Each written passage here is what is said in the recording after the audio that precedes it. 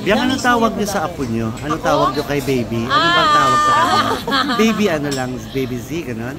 Ngayon, hindi may syempre may pangalan yun. Pero hindi talaga pwede kong i-reveal. Kasi sabi nga ng mag-asawa, mami kami.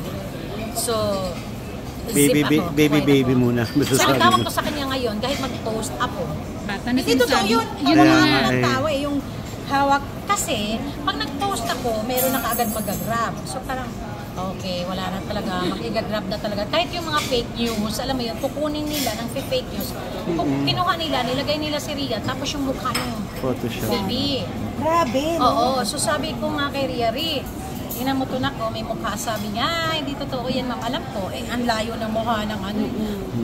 Para alam niyo po na yun yung bata, anak nila Z at ni Ria, pag paniwalaan niyo, pag nakita niyo po na, puti-puti ng di ba pag kinarga siya ni Z, ang layo ng kulay, itim, may moreno si Z, tas ang puti-puti ng bata.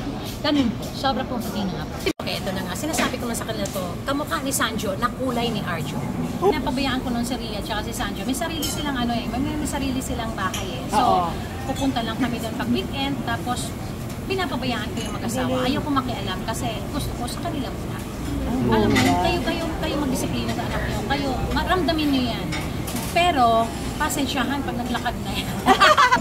Nilagpasan ni Ria yung pagiging nanay ko. Ina ko, kung makita nyo lang yung si Ria, ayaw niyang magtrabaho, ayaw niya lahat muna ngayon, tutok muna siya sa bata. Ako kasi nung pinanganak ko sila, syempre, trabaho din ako.